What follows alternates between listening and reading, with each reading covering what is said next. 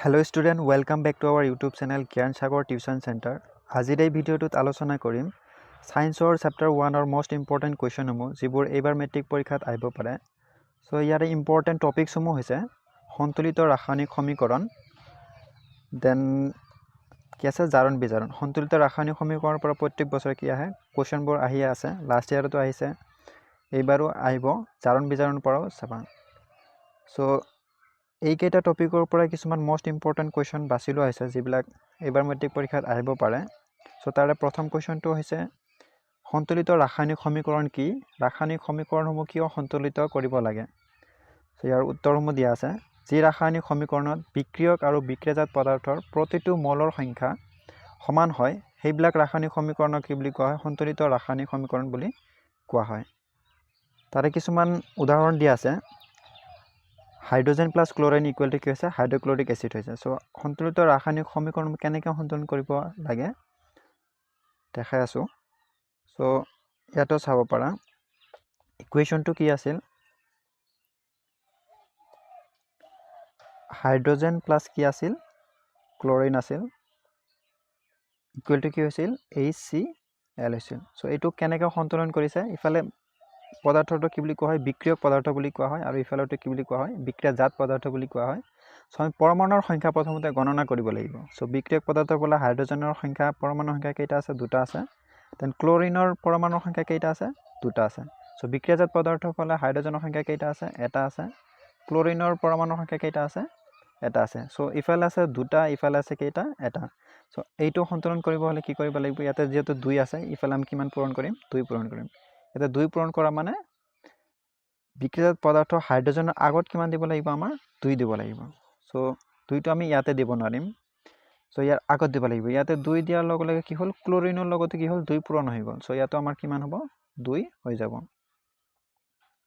So ইফালেও chlorine দুটা হ'ল, ইফালেও ক্লোৰিন দুটা হ'ল, ইফালেও হাইড্ৰোজেন দুটা, ইফালেও হাইড্ৰোজেন দুটা। সো এইটো ৰাসায়নিক সমীকৰণৰ কি বুলি ক'ব? আমাৰ সন্তুলিত ৰাসায়নিক সমীকৰণ, কাৰণ পৰমাণুৰ সংখ্যা কি আছে? সমান সমান আছে। সো এনেকৈ ৰাসায়নিক সমীকৰণসমূহ সন্তুলন কৰিব লাগে।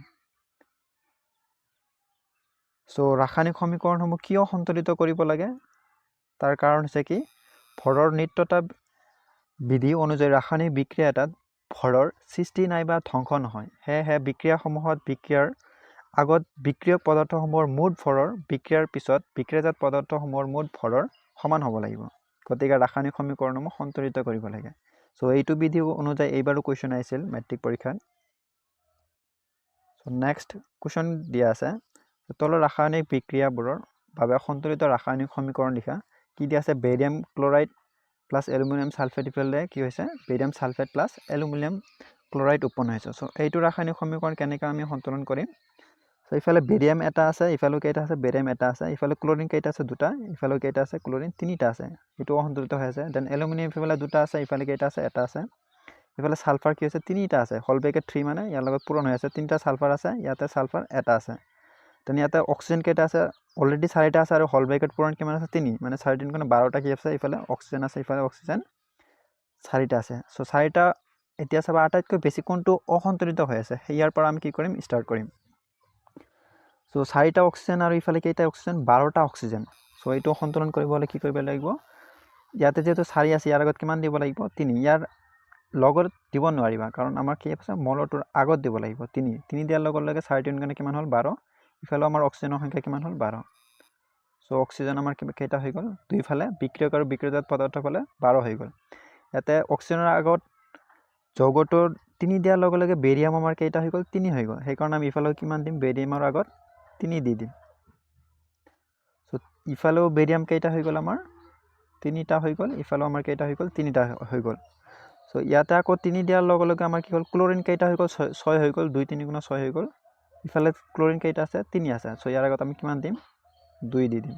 2 দিয়াৰ লগে লগে কি হৈ গ'ল? 2 3 গুণ 6। ক্লোৰিনৰ দুইফালে কিমান হৈ গ'ল? 6 হৈ গ'ল। দেন এলুমিনিয়াম দুটা, ইফালেও কেইটা আছে? আমাৰ এলুমিনিয়াম দুটা আছে। সো এলুমিনিয়ামৰ কেইটা হৈ গ'ল? দুটা হৈ গ'ল। আৰু কি আছে? সালফাৰটো আমাৰ কেইটা আছে? ইয়াৰ লগত 3টা হৈ গ'ল। ইয়াতো আমাৰ কেইটা আছে? সালফাৰ 3টা। সো এনেকৈ আমাৰ কি কৰা হয়? ৰাসায়নিক সমীকৰণসমূহ কি কৰে? সন্তুলন কৰা হয়। সো নেক্সট 2 নম্বৰ কি আছে? হাইড্ৰোজেন গেছ নাইট্ৰজেনৰ সৈতে কি কৰিছে? লগ হৈ এমনিয়া প্ৰস্তুত কৰিছে। চ' ইয়াতে হাইড্ৰজেন আছে দুটা, দেন নাইট্ৰজেন লগ লাগি কি হৈছে এমনিয়া প্ৰস্তুত হৈছে। এইটো এটা সন্তুলিত ৰাসায়নিক সমীকৰণ। দেন নেক্সট কি দিয়া আছে, hydrogen plus chlorine equal to কি হৈছে, হাইড্ৰজেন ক্লৰাইড হৈছে। তো অলপ আগতে যিটো দেখাই দিলোঁ। Then magnesium plus hydrochloric acid equal to magnesium chloride plus কি আছে হাইড্ৰজেন হৈছে। দেন নেক্সট কুৱেশ্যন হৈছে কি, জাৰিত আৰু বিজাৰিত পদাৰ্থসমূহ কি কৰিব লাগে, বাছি ল'ব লাগে। তো জাৰিত আৰু বিজাৰিত হোৱাৰ কাক কয় সেইটো জানিব লাগিব। জাৰিত আৰু বিজাৰিত মানে জাৰণ আৰু বিজাৰণ।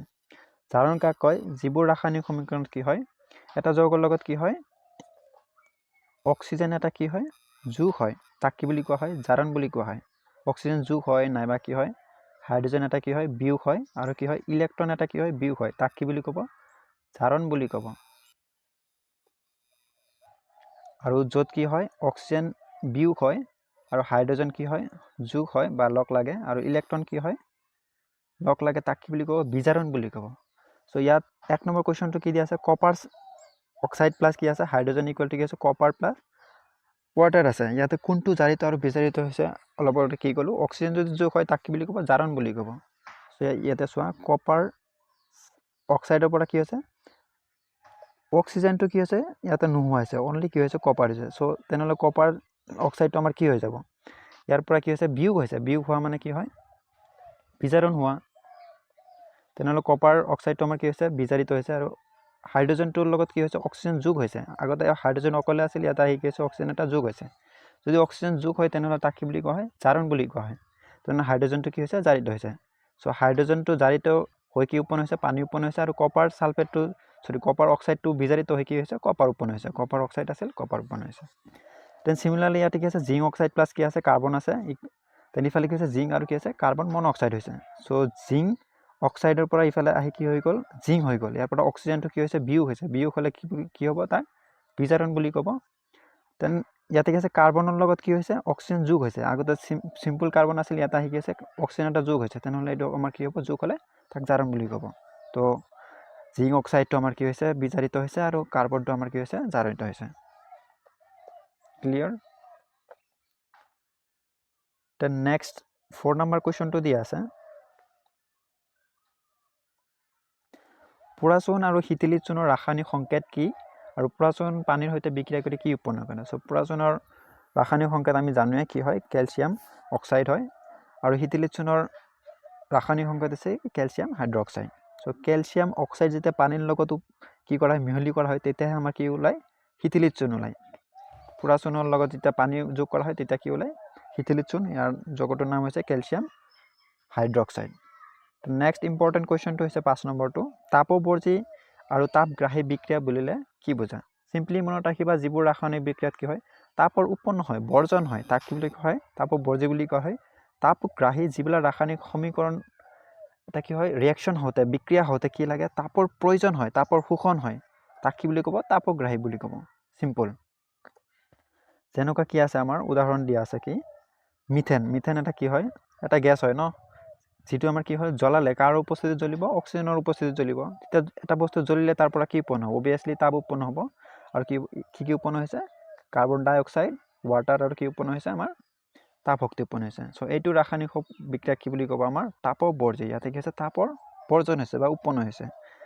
নেক্সট কি দিয়া আছে, তাপগ্ৰাহী। যিবিলাক ৰাসায়নিক বিক্ৰিয়াত কি হয়, তাপৰ শোষণ হয়, তাক কি বুলি ক'ব, তাপগ্ৰাহী বুলি ক'ব। উদাহৰণস্বৰূপে কি আছে, নাইট্ৰজেন বায়ুৰ সৈতে অতিকৈ উচ্চ উষ্ণতাত বিক্ৰিয়া ঘটি কি কৰে, নাইট্ৰিক অক্সাইড উৎপন্ন কৰে, আৰু প্ৰচুৰ তাপ কি কৰে, শোষণ কৰে।